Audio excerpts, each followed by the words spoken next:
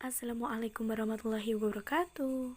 Jadi, di sini kita akan belajar kembali tentang apa? Tentang penetapan prioritas program. Sebelumnya, perkenalkan dulu, namaku Khurota Ayun Hanifat Rohmi dari kelas penyuluh pertanian berkelanjutan 1B NIM 0401205561 dari Pembangunan Malang. Jadi, penetapan prioritas program ini terdiri dari 3, yaitu analisis SWOT, yang kedua analisis kuantitatif strategic planning matrix, dan yang terakhir adalah analisis cluster. Jadi, yang pertama kita akan belajar tentang analisis SWOT. Merupakan suatu bentuk analisis yang digunakan oleh manajemen perusahaan atau organisasi yang sistematis dan dapat membantu dalam usaha penyusunan suatu rencana yang matang untuk mencapai tujuan perusahaan atau organisasi tersebut, baik tujuan tersebut untuk jangka panjang maupun tujuan untuk jangka pendek. Satu hal yang perlu diperhatikan bagi pengguna analisis ini bahwa analisis SWOT semata-mata hanya digunakan sebagai suatu analisis saja yang ditujukan untuk menggambarkan situasi yang sedang dihadapi sebuah perusahaan atau organisasi. Analisis SWOT bukan sebuah alat yang mampu memberikan jalan keluar dari permasalahan yang sedang dihadapi. SWOT merupakan singkatan dari Strength, Weakness, Opportunities, dan Threats, yang artinya strength, kekuatan, weakness, kelemahan, opportunities, peluang, dan threat adalah hambatan. Jadi, apa sih yang dimaksud dengan strength, weakness, opportunity, dan juga threat? Jadi, strength yaitu sebuah analisis kekuatan, yakni situasi ataupun kondisi yang merupakan gambaran kekuatan dari suatu lokasi pada saat ini. Yang harus dilakukan dalam menggunakan analisis ini adalah setiap lokasi perlu dinilai kekuatan dan kelemahannya yang dimiliki kemudian dibandingkan dengan para lokasi-lokasi lainnya. Yang kedua, weakness atau disebut sebagai analisis kelemahan, yakni situasi ataupun kondisi yang merupakan gambaran kelemahan dari suatu lokasi pada saat ini. Weakness merupakan cara untuk menganalisis kelemahan yang ada pada suatu lokasi, di mana kelemahan tersebut dapat menjadi kendala yang serius dalam kemajuan suatu usaha ke depannya. Yang ketiga ada opportunity atau disebut sebagai analisis peluang, yakni situasi atau kondisi yang merupakan gambaran peluang yang ada dari sisi luar suatu lokasi atau gambaran tersebut dapat memberikan peluang berkembangnya situasi lokasi di masa depan.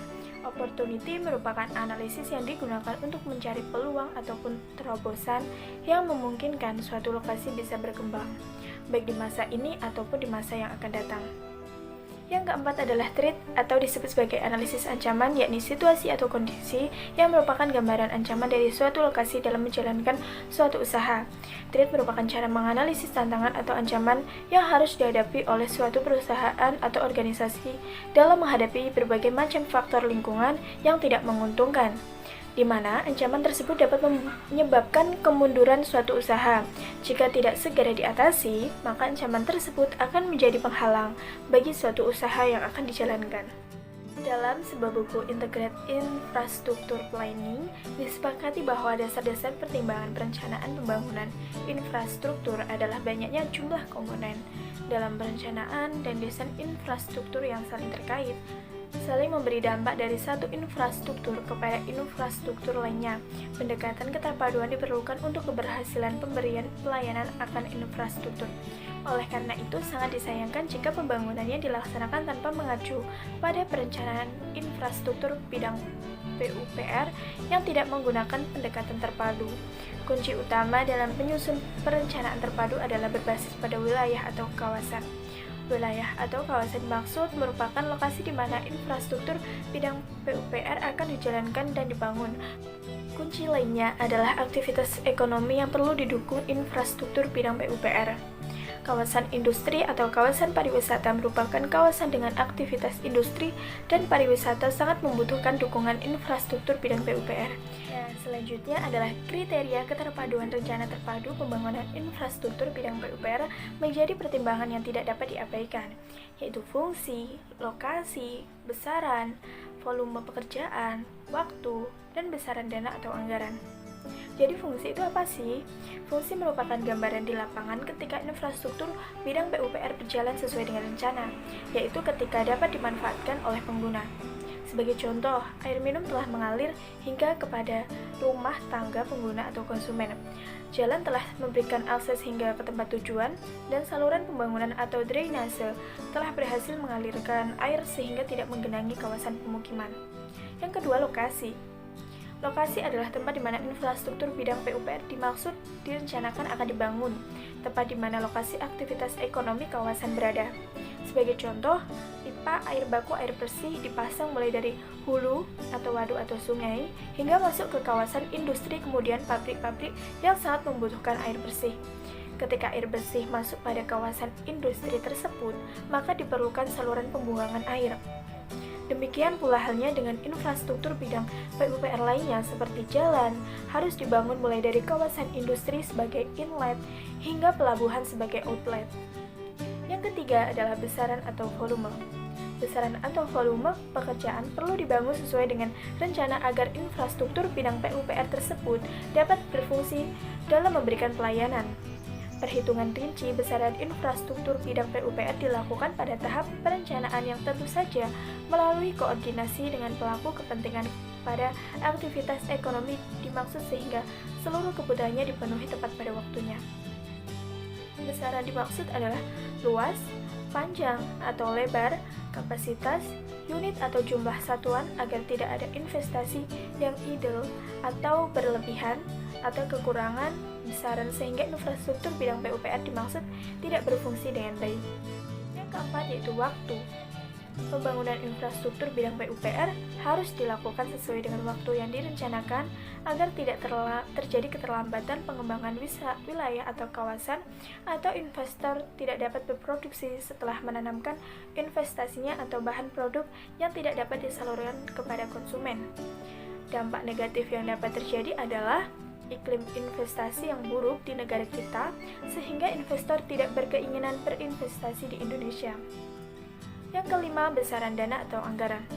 Besaran dana atau anggaran adalah hasil perkalian antara besaran atau volume pekerjaan dengan unit cost, yaitu berlaku di lokasi di mana infrastruktur bidang PUPR akan dibangun. Lalu, apa sih manfaat dari keterpaduan ini?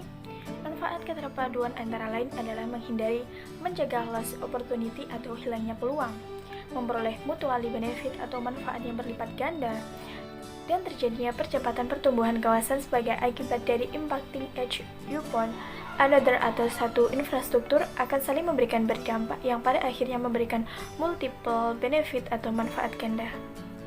Yang selanjutnya adalah analisis kuantitatif strategic planning matrix. Apa sih analisis kuantitatif strategic planning matrix? Jadi, analisis kuantitatif strategic planning matrix merupakan alat analisis yang digunakan untuk memutuskan strategi yang akan digunakan berdasarkan dari kemenarikan alternatif strategi yang ada. Analisis kuantitatif strategic planning matrix didasarkan kepada input dari bobot matriks internal, eksternal, serta alternatif strategi pada tahap pencocokan. Pada kerangka perumusan strategi komprehensif, analisis kuantitatif strategi planning matrix menggunakan input dari analisis tahap 1 dan hasil pencocokan dari analisis tahap 2 untuk menentukan strategi objektif di antara alternatif strategi. Lalu, apa sih faktor-faktor dari analisis kuantitatif strategi planning matrix? Jadi, faktornya itu ada dua, yaitu faktor eksternal kunci dan faktor internal kunci. Jadi, faktor eksternal kunci itu terdiri dari ekonomi, politik atau hukum pemerintah. Yang ketiga, sosial atau budaya atau demografi atau lingkungan. Yang keempat, teknologi. Dan yang terakhir adalah kompetitif. Lalu untuk faktor internal kuncinya yaitu manajemen, pemasaran, keuangan atau akuntansi, produksi atau operasi, dan penelitian dan pengembangan. Yang selanjutnya adalah langkah-langkah pengembangan Quantitative Strategic Planning Matrix menurut David tahun 2006. Langkah yang pertama yaitu membuat daftar peluang atau ancaman eksternal dan kekuatan kelemahan internal kunci perusahaan pada kolom kiri dalam Quantitative Strategic Planning Matrix. Yang kedua, berikan bobot untuk masing-masing faktor internal dan eksternal. Bobot ini identik dengan yang ada pada matriks EV dan IV. Bobot disajikan dalam kolom persis di samping kanan faktor keberhasilan, kunci eksternal dan internal. Langkah yang ketiga yaitu evaluasi matriks tahap 2 atau percocokan, dan identifikasi alternatif strategi yang harus dipertimbangkan organisasi untuk diimplementasikan.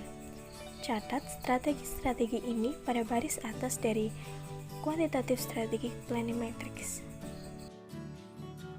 Langkah yang selanjutnya yaitu langkah yang keempat, tentukan nilai daya tarik yang didefinisikan sebagai angka yang mengindikasikan daya tarik relatif dari masing-masing strategi dalam set alternatif tertentu. Yang kelima yaitu hitung total nilai daya tarik.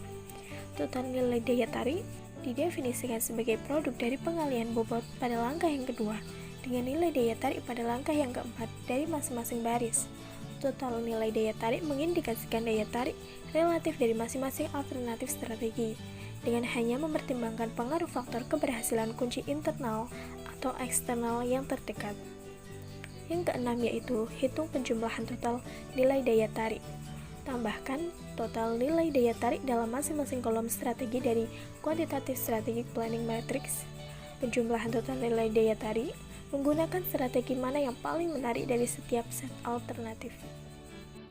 Yang terakhir kita akan membahas mengenai metode analisis cluster. Apa sih metode analisis cluster?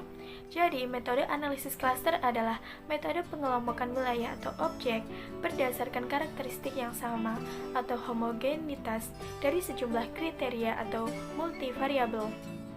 Jenis skala data yang dapat dipergunakan adalah interval atau rasio. Metode ini dapat mengelompokkan sejumlah besar wilayah objek dan dengan data atau indikator yang jumlahnya besar. Lalu, apa tujuan dari analisis cluster? Tujuan dari analisis cluster yaitu yang pertama mengelompokkan wilayah atau objek berdasarkan karakteristik yang sama atau homogenitas dari sejumlah kriteria atau multivariabel yang dimiliki wilayah atau objek yang bersangkutan. Yang kedua, mengetahui anggota pada masing-masing kelompok. Yang ketiga, mengetahui karakteristik pada masing-masing kelompok.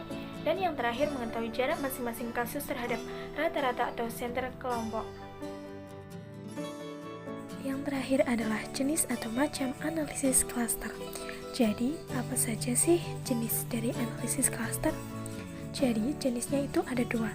Yang pertama yaitu Key-Means cluster atau ditentukan dahulu jumlah kelompoknya.